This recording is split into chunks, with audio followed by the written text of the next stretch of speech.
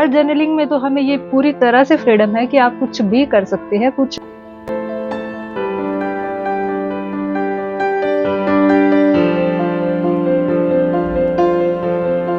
बनाऊंगी, हाथ पर कुछ कलर लगाऊंगी और हमारी आर्ट बनकर तैयार हो जाएगी।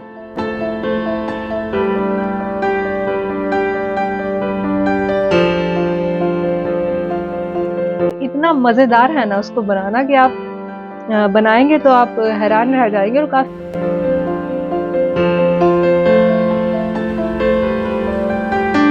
जिम्मेवारी को लेकर लिखूंगी।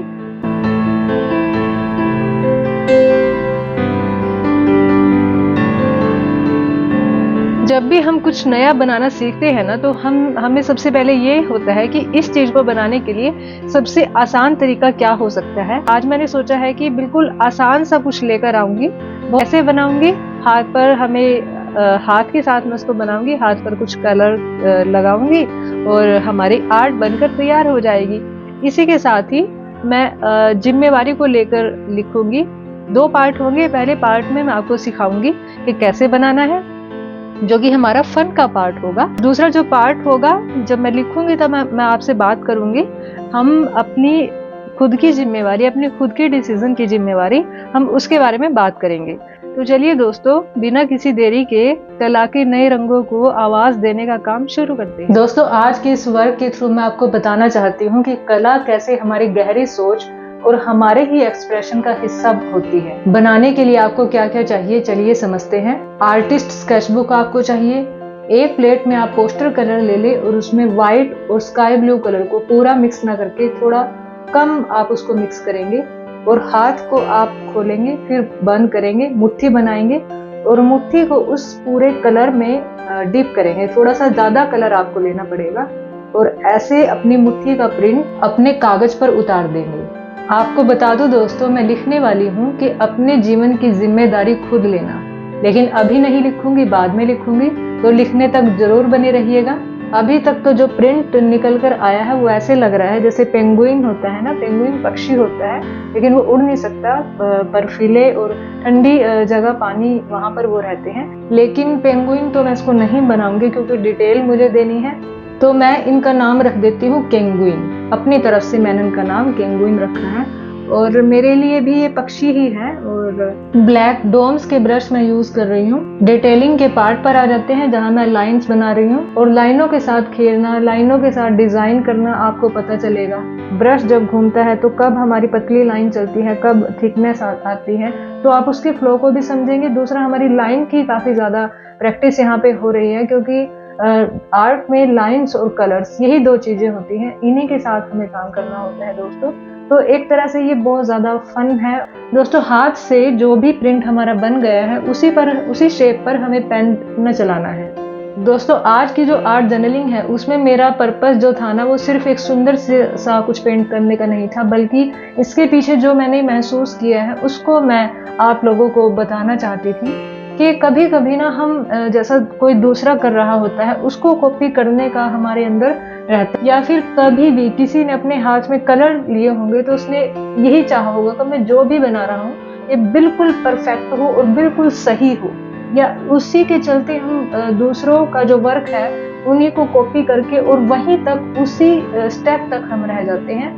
लेकिन मैं आपको मिलवाना चाहती हूँ खुद से, मतलब आपको भी खुद से और मैं भी खुद से, कि जब भी हम कुछ नया करते हैं तो और नया हमारे अंदर से निकल कर आता है और बिना डर के, बिना ज्यादा थॉट्स के हम काम करते हैं तो तभी कुछ नया आता है और जो नया आता है फिर उसी को अलग कहते हैं। और एक और जो चीज मैंने अब तक काम किया है वो मुझे समझ आई है कि आर्ट में सबसे बड़ी जो चीज है ना वो है कि आप फ्रीडम के साथ काम करें और हम खुद को ही दूसरों को सर्व करते हैं। और आर्ट में सबसे जो बड़ी चीज है वो है फ्रीडम।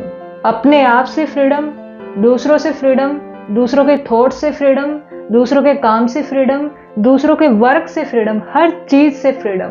मतलब ये सब ना वही है जो आप हो, जिस तरह से आप अंदर से फील करते हो, आपके थॉट्स चलते हैं। तो देखिए दोस्तों, लाइन वर्क मेरा पूरा होने को है और इसमें मैंने कुछ सर्कल बनाकर डिजाइन बनाया है। थोड़ा ब्लू कलर से, ब्लू पेन से मैंने आउटलाइन बना दी थी, लेकिन वो मुझे अच्छा नहीं लगा तो बाद में मैंने उसके ऊपर ब्लैक पेन से उसको लाइन बनाई है, और बाकी में भी मैंने सारी लाइन बना दी है। और अब मैं आ जाती हूँ अपने कलर फिलिंग के काम पर।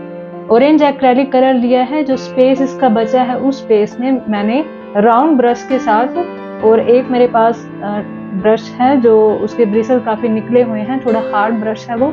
और दोस्तों ये मैंने कहीं से लिया नहीं है, ये मुझे मिला था मिक्सी के अंदर। तो अगर आपको भी कुछ ऐसा मिले आप भी ले लीजिए। और मैसी मैंने इसको बनाने का कोशिश किया है एकदम। आप जब ब्रश यूज़ करेंगे तो आपको शार्प ना दिखाकर ऐसे कलर दिया और मैसी उसको बनाया।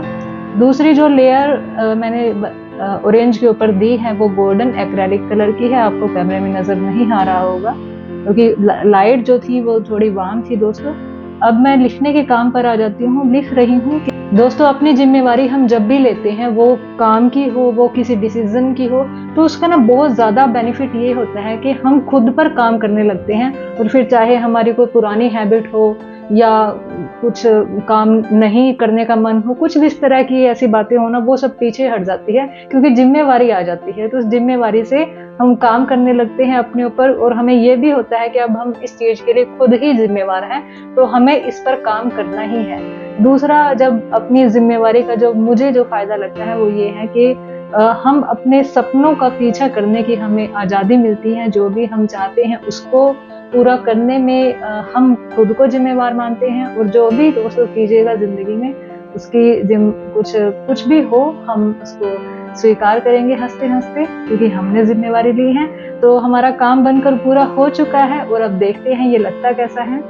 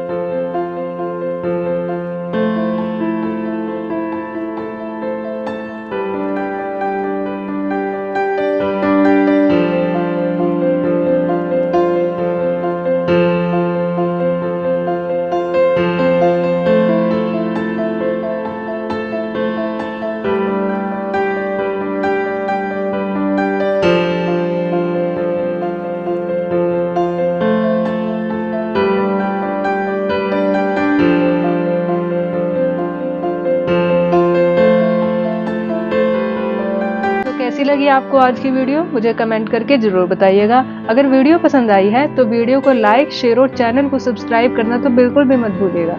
तो चलिए दोस्तों, मिलते हैं फिर से एक नए काम के साथ। तब तक के लिए बाय।